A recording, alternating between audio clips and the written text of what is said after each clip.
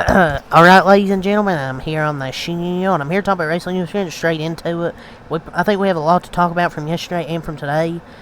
You know, with the CM Punk interview yesterday, Cody Rhodes interview, some stuff from today. Let's get right into it.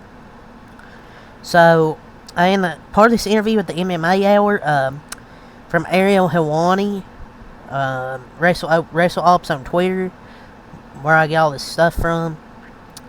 Cody Rhodes, he bought himself and Seth Rollins matching 40 engraved Rolexes to commemorate them teaming at this Saturday's WrestleMania 40, part of that interview. He got a hefty extension if he can spend $100,000 on those watches. So yeah, matching, and Raw ratings were pretty solid, by the way, but yeah, Seth will be by his side. For people like, oh yeah, he's going to turn on him at WrestleMania. Just Bloodline fans, illogical booking. But Sami Zayn said on Twitter, he had an announcement, then it come out, Sami Zayn will be doing a live comedy show as part of Netflix's A Joke Festival in Los Angeles, California on May 11th, 2024. Tickets go on sale for that Friday, but he'll be doing that May 11th. I'm enjoying these adventures WWE superstars are doing outside of in-ring competitions or storylines. Vince really was the problem. He wouldn't let them do that, but Triple H and Nick Khan will let them do that. And it's good for Sami. I think he'll kill it because it fits his personality, and great that they chose him as a representative because he's a good entertainer. He's funny.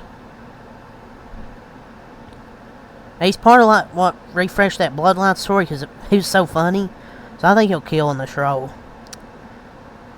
So Cody Rhodes was asked, basically, will we see Brandy Rhodes at WrestleMania? This is also on the MMA Hour.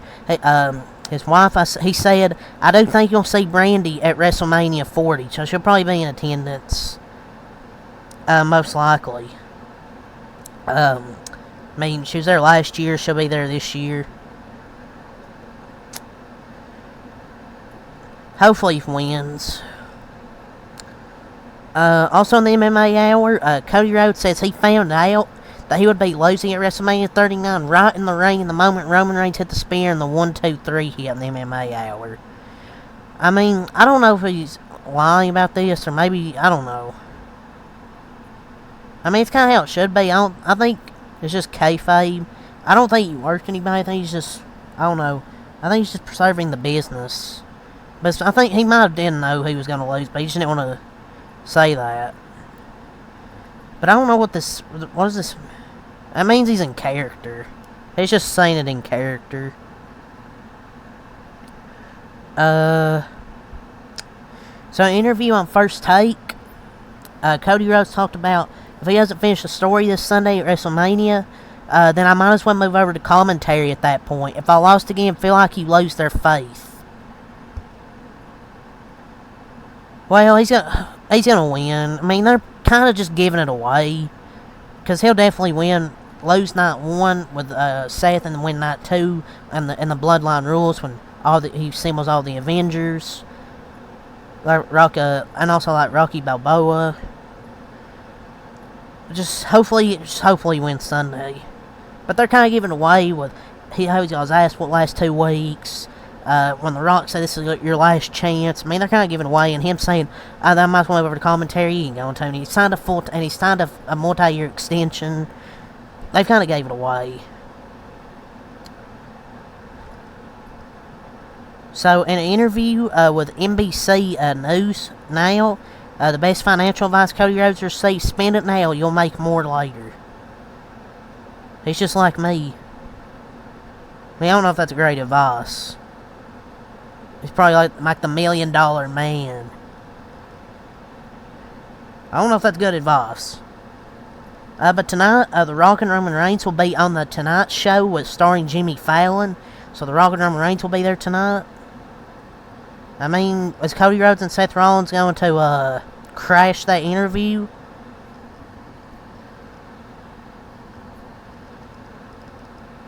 I don't think. Probably not. But there's a but I mean, but if they jump them right there, that'd be great TV to watch. Should be a good interview, but I hope they do, kind of crash the interview, jump them. Just, I don't know, just make it interesting. But it should be a good interview tonight. The WrestleMania state reveal is scheduled to take place tomorrow, Thursday, I believe at 8 p.m. The WrestleMania stage will be revealed. I think it'll be good. And I don't think it's not going to rain on WrestleMania weekend. I don't think. But I like the stage. From what's been leaked. I like, kind of low-key kind of like the stage.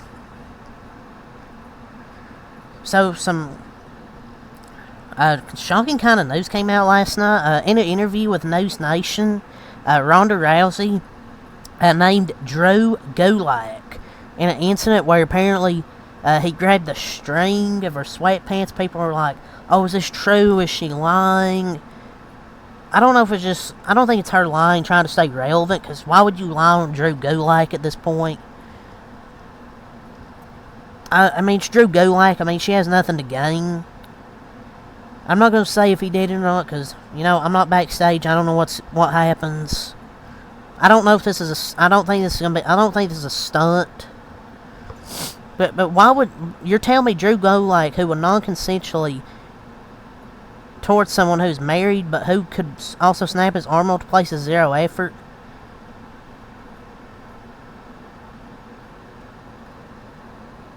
Like, I don't know. I just don't think Drew Gulak would do that, but once again, I don't know. But if this is true, then I guess he's gone from WWE if this is true. But he said this in a statement, and he put a statement out on Twitter. He turned off his comments. Where is it? He said, backstage at a WWE event in 2022. I saw Ronda talking with a group in the hallway. I stopped to say hi and shake all their hands in an attempt to shake her hand.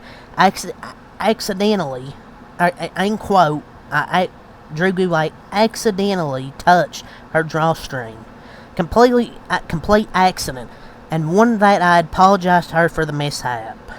So, that was the response he said. I don't know. I don't know if this is... I don't know if he did it or not. I don't know. I'm not going to say this is a cheap excuse. I wasn't there. It's kind of irresponsible for me to say if he did it or not. There's no proof, really, besides her saying he did it and he said it was an accident. There's always two sides to a story, but... Well, it's his, hers, and the truth. There's three sides. I mean, turn off the comments. You just probably don't want to see all the comments. I mean, I don't know. I think it's just... Why do we have to have this drama up towards WrestleMania, Ronda Rousey? Just why? Why do you have to bring this up when it's WrestleMania week? Come on. But if Drew Gulak did do this, then yeah, he's sick and probably should be out of the company. So, Bryan Danielson speaked on tribalism.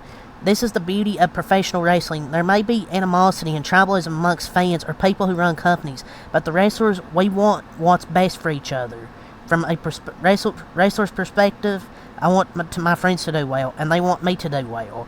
There are plenty of friends from WWE who've reached out and complimented different things I've done in AEW. I've done the same from friends in WWE.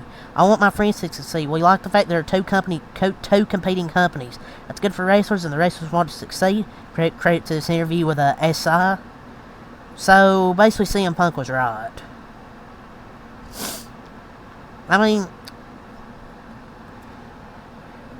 I don't know. I mean, I wouldn't say there's anything wrong with tribalism, but it gets to a point where it is. When you got people wanting others to lose their jobs and sending death threats. That's where it gets where it gets overboard, and that's just not tribalism at that point. That's just having a preference. Tribalism is my preference, must remove your preference. Tribalism is my preference, must remove your preference from existence. Anyone who likes that differing company is inferior to me. The tribalism between fan bases is just very serious. But at least the talent supporting each other, that's what the fans should do. Like, yeah, I may not like AEW as much, but I'm not going to shit over the people that hate it. Or, I'm not going to shit over people that love it. If you like what you like, if you like AEW, you like it. Becky Lynch said in an interview with Shaquille Majori via CBS Sports, "If I quit tomorrow, I'm still the greatest woman to ever do it." I mean, I don't know if she's the best in WWE today, let alone all time. I don't think she's the best ever. But I would say, like, I don't know, I'll still say, like, Trish Stratus, probably. But she's one of the women who kickstarted, like, this new revolution. She was there with Charlotte and Sasha, so, maybe. For Roman, I mean, he's probably doubling his work that he's done over the last year because he hardly ever shows up to work. So it's going to be really tough on him. I think it's going to be a lot harder on him. Cody's used to fighting. Seth is used to fighting. Being a fighting champion. I think Roman is going to have a hard time, Becky said. She's speaking facts. Not only coming off as a hater, just being legit, and she's right. So, WWE Clash at the Castle. It was announced he'll be live on Saturday, June 15th. Takes place at the OVO Hydro in Glasgow, Scotland. So, in Glasgow, Scotland.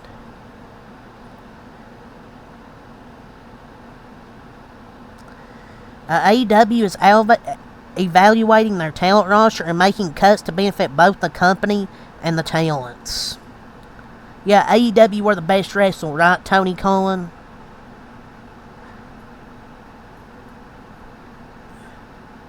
So AEW started to freaking release people.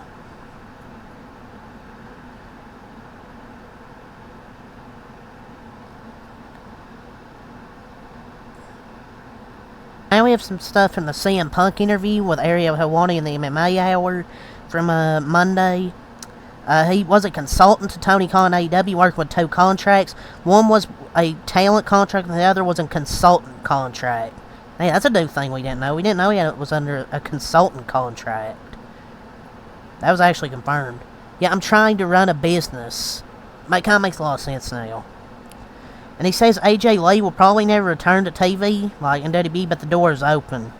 The business is all about, it's what the business is all about. Never say never, it's a possibility. The Night 1 and 2 cards have been confirmed for WrestleMania 40. Night 1 is The Rock and Roman versus Cody and Seth. Rhea Ripley versus Becky Lynch. Jey Uso versus Jimmy Uso. Jade, Bianca, Naomi versus Damage Control. The 6-pack tag title ladder match. Gunther versus Sami Zayn. Ray and Dragon Lee versus Dominic and Santos. That is a hell of an opening night of WrestleMania. They put basically all the good matches on Night 1. Night 2 is Roman, Cody, Io Sky versus Bayley, Seth Rollins, Drew McIntyre, Logan Paul versus Kel versus Randy Orton, LA Knight versus AJ Styles and the Pride, Lashley and the Prophets versus the Final Testament. I mean, Night 2 still looks pretty good. Night 1 just looks better, but Night 2 still looks pretty good. Like, all the matches here, I think will be pretty solid. Night 1 is better, but I think Night 2 is going to be worse in the end when Stone Cold and Cena show up to help Cody in the main event. Punk talking about AEW says it's not a real or sustainable business. Not about selling tickets, not about drawing money. Having good matches, maybe, which there's nothing wrong with, will always exist as long as Tony Khan keeps pumping money into it.